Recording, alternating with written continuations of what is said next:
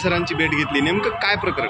आज आम्ही या ठिकाणी सर्व ठेवीदारांच्या वतीनं बीड जिल्हा पोलीस अधीक्षक नंदकुमारजी ठाकूर साहेब यांची ठेवीदारांच्या सोबतीनं ज्या सोशल मीडियावरती पहाटेपासून ज्या बातम्या आल्या की ज्ञानराधाचे चेअरमन सुरेश कुटे यांना पोलिसांनी अटक केली, त्या संदर्भात आज आम्ही ज्ञानराधाचे सर्व ठेवीदारांना घेऊन SP साहेबांची भेट घेतली असता त्यांच्याकडनं अधिकृतरित्या आम्हाला समजलेलं आहे की ज्ञानराधाचे चेअरमन सुरेश कुटे साहेब त्याचबरोबर त्याचे संचालक आशिष पाटोदेकर यांना पोलिसांनी पहाटे ताब्यात घेतलं असून पुढील चौकशीसाठी त्यांना SP कार्यालयामध्ये आणण्यात येईल असं सांगण्यात आलेलं आहे।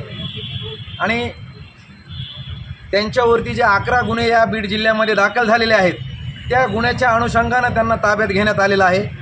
या व्हिडिओच्या माध्यमातून मी सर्व ठेवीदाराला सांगू इच्छितो की त्यांच्यावरती जे 11 गुन्हे दाखल झालेले आहेत त्या गुन्ह्याचा तपास होईपर्यंत आता त्यांच्यावरती आज संध्याकाळी रितसर इथं गुन्हा दाखल होण्याची शक्यता SP साहेबांना बोलून दाखवलेली आहे।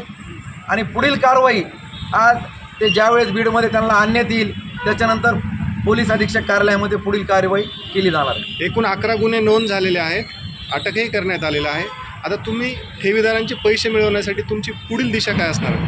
ठेवीदारांचे पैसे मिळण्यासाठी गेल्या 6 महिन्यापासून सर्वसामान्यांच्या बॅनरखाली जो लढा उभा राहिलेला आहे तो लढा कायम इथून पुढेही कायम असणार आहे। आज आता त्यांना अटक झाल्यानंतर ही लढाई न्यायालयीन सुरू होणार आहे, परंतु आता त्यांना अटक झाल्यानंतर त्यांच्या प्रॉपर्टीची चौकशी, त्यांच्या मालमत्तेची चौकशी करण्याचं काम हे पोलिसांमार्फत केलं जाईल। याच्यासाठी ठेवीदारांच्या माध्यमातून वेळोवेळी पोलीस प्रशासनाला येऊन आम्ही निवेदनं आणि पुढील आंदोलनाची जी काही तारीख आहे येत्या 2 दिवसामध्ये ठेवीदारांची बैठक घेऊन एक आक्रमक आणि मोठं आंदोलन या बीड जिल्ह्यामध्ये आम्ही करणार आहोत। अजूनही साईराम आणि राजस्थानीचं प्रकरण पेंडिंग आहे, याकडे तुम्ही दुर्लक्ष करताय अशा सुद्धा चर्चा आहेत। साईरामच्या आणि राजस्थानीच्या बाबतीमध्ये दुर्लक्ष कुठल्याही प्रकारचं नाही आहे। काल साईरामचे जे चेअरमन आहेत साईनाथ परभणे यांच्या घराला आणि त्यांच्या दुकानाला काल आम्ही ठेवीदारांच्या वतीनं एक बॅनर लावलेलं आहे की अशी बातमी आमच्या कानावरती आली होती की ते राहतं घर आणि दुकान ते विकण्याच्या तयारीमध्ये आहेत, म्हणून त्या ठिकाणी सर्व ठेवीदाराला घेऊन जाऊन त्या ठिकाणी बॅनर लावले की ही प्रॉपर्टी ठेवीदारांची, ही प्रॉपर्टी कुणीही विकत घेऊ नये। बरं, आता अटक झाल्यानंतर आपण पाहिले जिजाऊ प्रकरणामध्ये अजूनही 1 रुपया भेटला नाही कुणाला। आता तुम्ही ज्ञानराधाच्या ठेवीदारांना कसं आश्वासन करता किंवा काय आव्हान करताय? जिजाऊच्या प्रकरणामध्ये आज गेली 2 वर्ष झाली तर जिजाऊच्या प्रकरणामध्ये आजपर्यंत कुणालाही 1 रुपया भेटलेला नाही आहे। आता अटक झाल्यानंतर SP साहेबांनी आत्ता एक शब्द बोलताना बोलून दाखवला की त्यांनी जर अशी गॅरंटी दिली की या सर्व ठेवीदारांचे पैसे मी द्यायला तयार आहे आणि अशी कोणती जर एखादी व्यक्ती, बरोबर ना, एखादी व्यक्ती किंवा गॅरंटर जर त्यांनी समोर आम्हाला दिला तर त्यांना याच्यातून काहीतरी सुटकेचा मार्ग निघण्याची शक्यता वर्तवली जात आहे। त्यांनी जो BG इश्यू केला होता त्या संदर्भात काय माहिती? आता ह्या सगळ्या जे काही त्यांनी जे प्रयत्न चालू केले होते, ज्यांना BG मिळाले आता तेही लोक आज आमच्याबरोबर इथं SP कार्यालयामध्ये आले होते, परंतु आता गुन्हे नोंद झाल्यानंतर ज्या लोकांनी गुन्हे दाखल केलेले आहेत आता तोही त्यांचा स्वतंत्र विचार आहे गुन्हे दाखल करणं। त्यांनी गुन्हे दाखल केल्यानंतर पोलीस प्रशासनाचं काम असतं आरोपीला अटक करायचं, त्याच्यामुळे पोलिसांना त्यांची कारवाई केलेली। ह्या गुन्हा दाखल झाल्यानंतर ही अटकेची कारवाई झालेली। गुन्हा दाखल झाल्यानंतर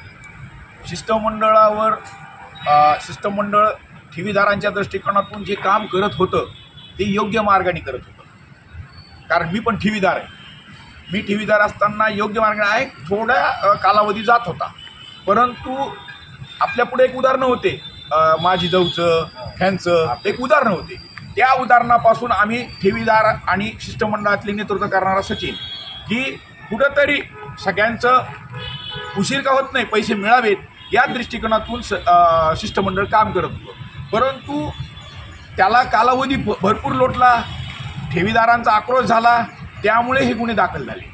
आणि हे जर गुन्हे दाखल झाले नसते तर आपल्याला 2 महिन्यांनी का होणार, 4 महिन्यांनी का होणार, पण आपल्याला पैसे मिळाले असते असं मला तरी वाटतं।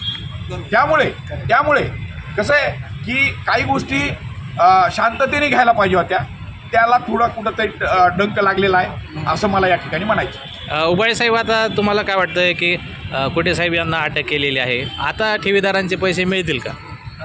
ठेवीदारांचे पैसे मिळतील. ठेवीदारांचे पण आता ते काय, आता न्यायालयीन लढाई सुरू झालेली आहे. आता प्रोसिजरप्रमाणे जसं जिजाऊचं झालं, जिजाऊच्या पाठीमागं आता ज्ञानराजाचा नंबर लागेल. जिजाऊच्या 2 वर्ष झालेत. जिजाऊच्या गुन्हा दाखल करताना आम्ही या ठिकाणी उपस्थित होतो. जिजाऊच्या प्रकरणामध्ये जी प्रोसिजर झाली आणि त्या प्रोसिजरला गेल्या 5 महिन्यापूर्वी ज्यावेळेस मी आमरण उपोषण केलं त्यावेळेस जिजाऊच्या प्रकरणाला गती आली होती. आता ज्ञानराजाच्या प्रकरणाला केव्हा गती येते आता येणाऱ्या दिवसात आम्ही जे आंदोलनं करतील त्याच्यावरती ते अवलंबून राहील.